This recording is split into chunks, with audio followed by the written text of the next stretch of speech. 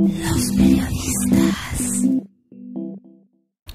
Maestro Noix Balanqué, sé que destapó usted las botellas de champán a media semana. ¿Ah, sí? Por la caída de Emilio Azcárraga. Exactamente. De hecho, de eso vamos a hablar. Yo dije, dijiste estar celebrando. ¿Qué celebraron y no me invitaron? Sí, exactamente de eso vamos a hablar el día de hoy. Ya lo habíamos previsto hace más de un año, ¿no? Te decía yo de la caída estrepitosa de Televisa que ya se veía, ¿no? Sí.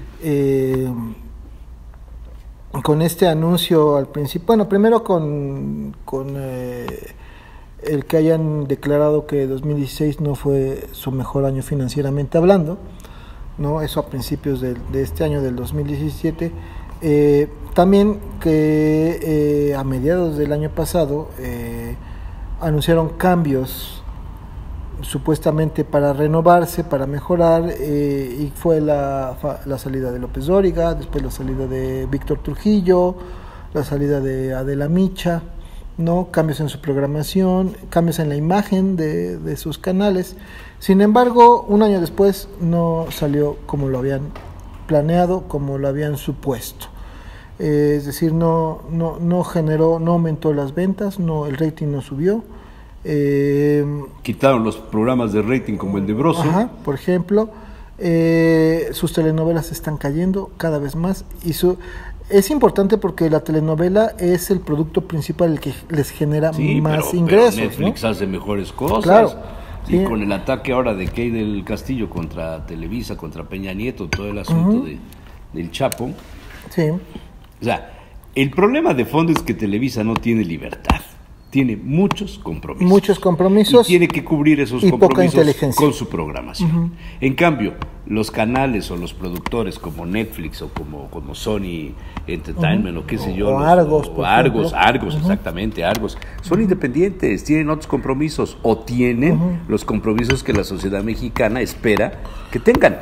Claro, porque entonces, ¿quién está creciendo? El error básico que cometió... Y Pimeno Ibarra, bueno, pues es Dios ahorita de la producción. Sí, es un periodista con un pensamiento crítico y conocedor de la producción, no solamente de la información, ¿no? Y el error básico que cometió Azcárraga y sus secuaces, si les podemos llamar así, de sus compañeros que son Bernardo Gómez, José Bastón y de Angoitia,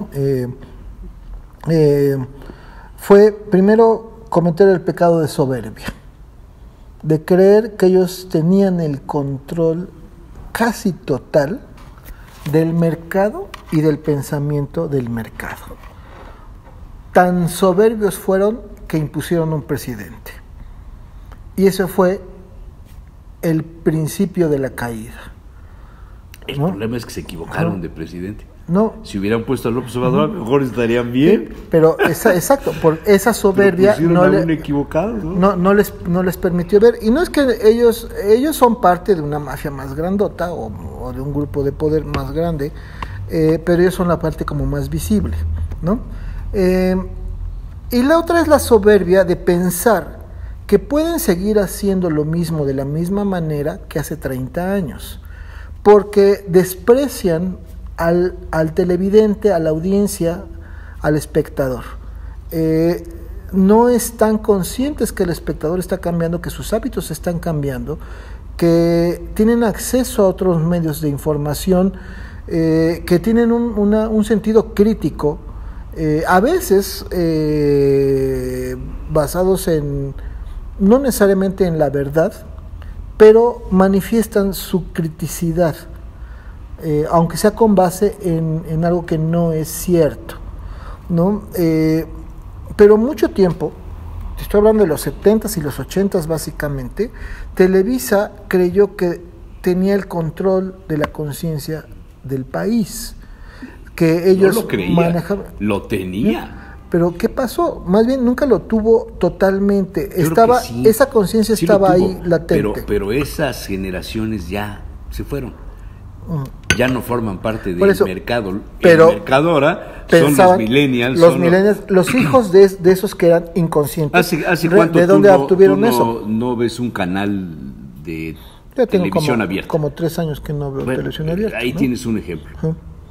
Pero, a ver, estos chavos millennials, ¿de dónde obtuvieron esa conciencia? Están formados por un lado de las redes sociales, pero con el también smartphone. Viene de la familia. Recordemos lo que dice la escuela de Chicago, John Dewey, la opinión pública viene de lo privado. Es decir, finalmente, el papá que vivió su juventud y su crecimiento en los 80, 70, 80,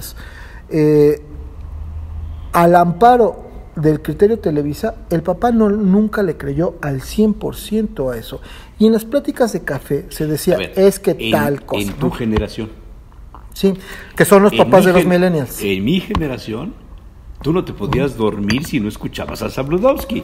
Sí. Para saber qué es lo que había pasado. Pero no, por eso le ibas a creer todo el tiempo. No, perdóname, en mi generación, leer el Excelsior, leer el Universal y escuchar a Zabludovsky era tener la verdad. Las pláticas de café... No había otra manera de informar. Lo que no había era las pláticas de café, no, la información, el criterio y lo que se generaba no salía de ahí, ¿no? Te digo, esto lo explica muy bien la escuela de Chicago, es decir, a diferencia del funcionalismo que dice que la opinión pública la generan los medios, la opinión pública la genera lo privado. Puede ser tomado por los medios o puede ser invalidado por los medios, ¿sí? Pero el criterio central de la persona se genera a nivel de lo público.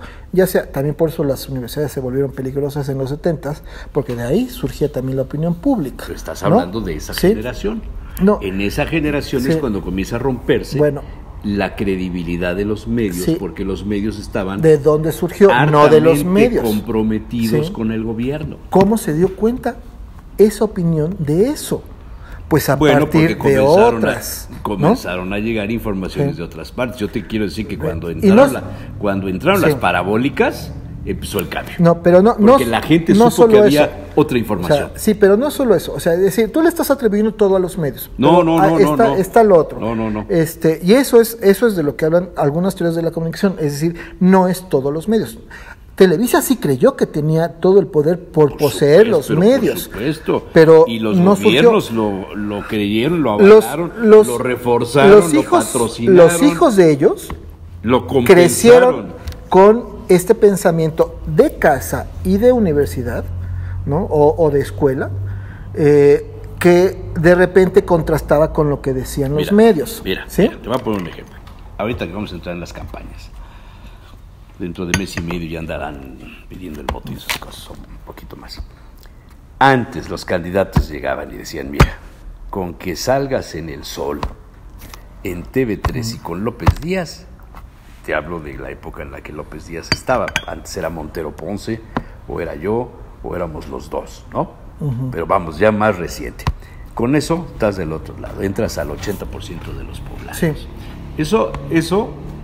Eso ya vale madre. Sí. Eso ya no existe. No, pero yo estoy yendo más allá de lo político, que también tiene que ver mucho.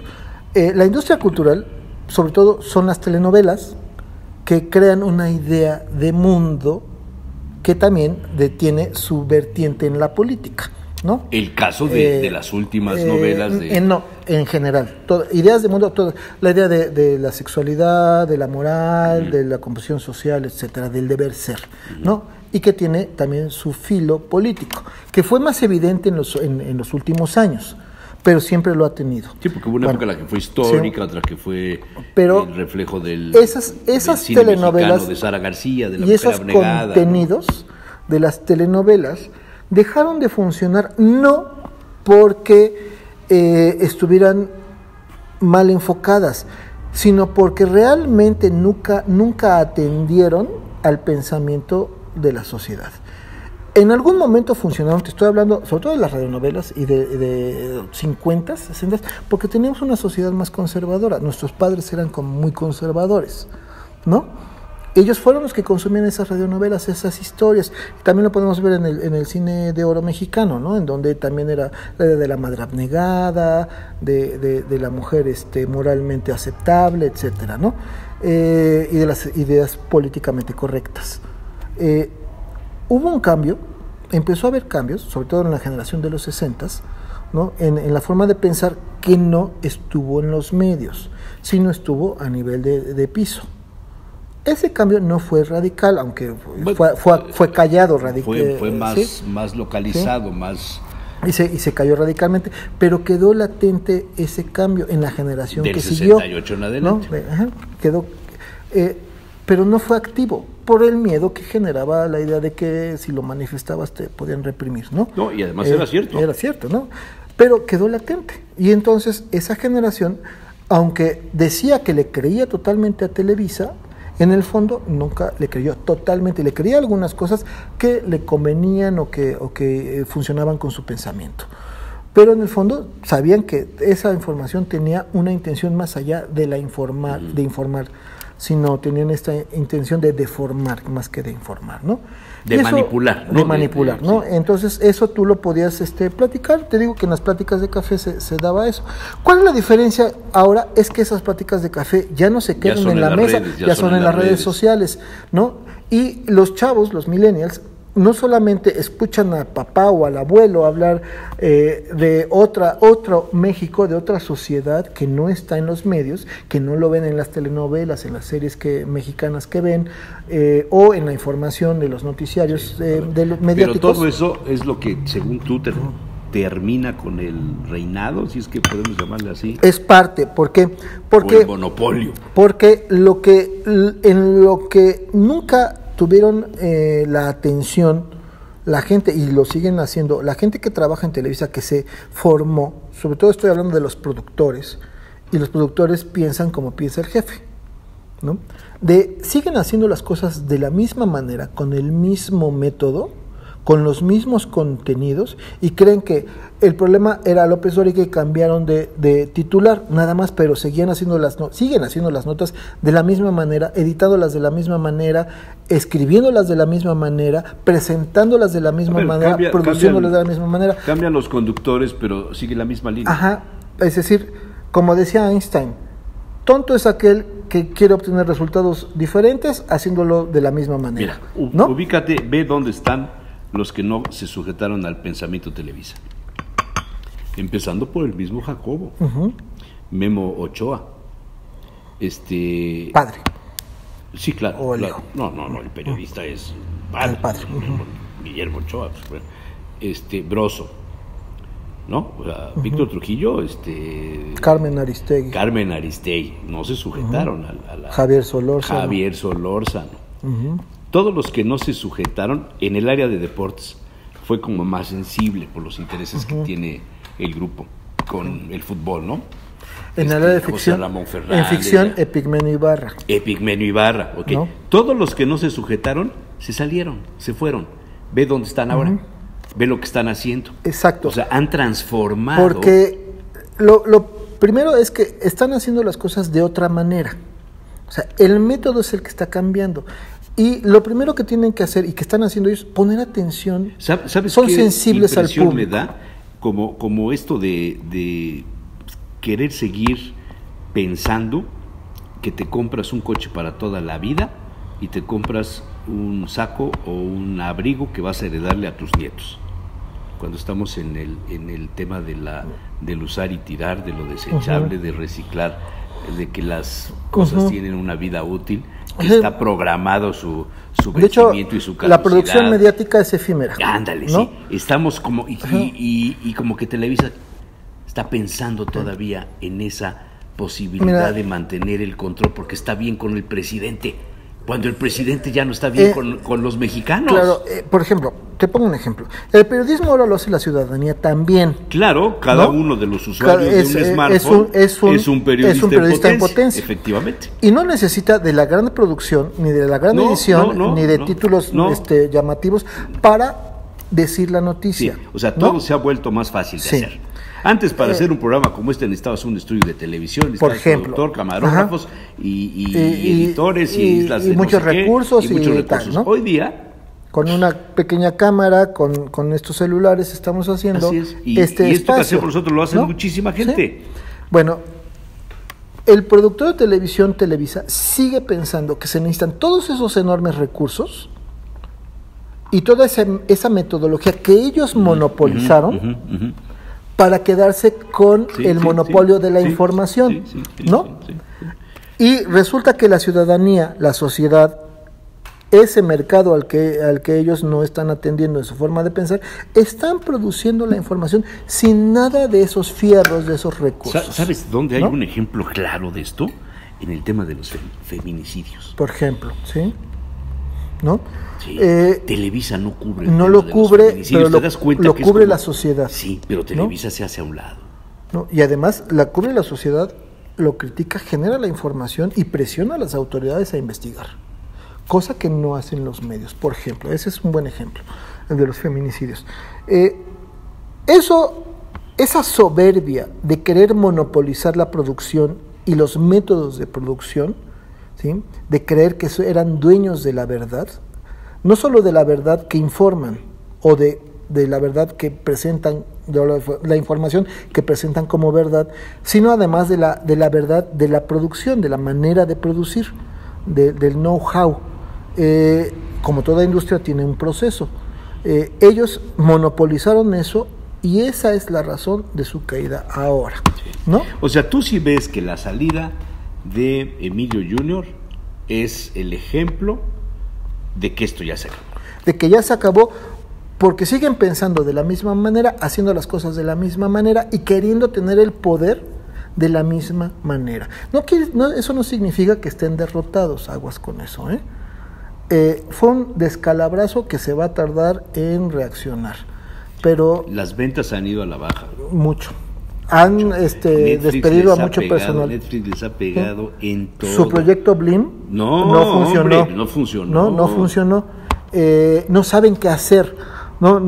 Siguen con sus programas tontos matutinos. Exacto, Mira, el único que medio se salva de repente, bueno, yo porque tengo que ver de todo, o casi de todo, pero Loret de repente se avienta ahí alguna entrevista que dice, bueno, pues la salvó, pero pues todo, ves dónde funciona, ves dónde está el activo. Exacto, y la gente ya no se la cree, ya no se la cree. Ese monopolio de la producción, de la información, ese monopolio de la ficción, del deber ser de la sociedad que se refleja en la ficción, es totalmente ajeno a la realidad de la sociedad y ahora les está pegando. Televisa ya no es líder de opinión. No, ya no es. Televisa ya no forma la opinión pública de México. Y no es parte de la sociedad como nunca lo ha sido y ahora está por debajo de la sociedad. Cada vez la sociedad ya la superó. Lo está y superando. Esto es uno de los pasos significativos de lo que va a pasar en la política en el 2018. Exacto. ¿Te parece? Que también eso lo hemos dicho. ¿Te parece? Sí, el 2018 va a ser una elección diferente porque Televisa ya no tiene el monopolio de la información, se está cayendo y ahora las redes sociales son las que van a marcar. Voy a enseñar un estudio que te va a sorprender. ¿De televisión? Te va a sorprender. Bueno. Ok. Bueno, entonces, pues... ¿Algo más? Estamos enterrando, ahora que son el Día de Muertos, pues entierras a Televisa. Vamos a hacerle... Hice una ofrenda que se la hice a un cerdito, porque dije, ¿quién se murió este año así de clientes, de gente de la cultura, de esto? Y no encontré así a alguien, dije, pues no, se lo voy a hacer a un cerdo. Que es el que nos da el tocino. Y los meseros, todo el mundo dice, ¿cómo un cerdo? ¿La gente qué va a decir? Pues nada, esta es la tocinería, pues es el tocinero, entonces el cerdo es el tocinero. Sí. Pero estoy pensando en poner Azcárraga a Televisa, porque Televisa, ya hay que darle la santos óleos a Televisa, ¿no? Bueno, muy bien. Ok, nos vemos la semana que viene.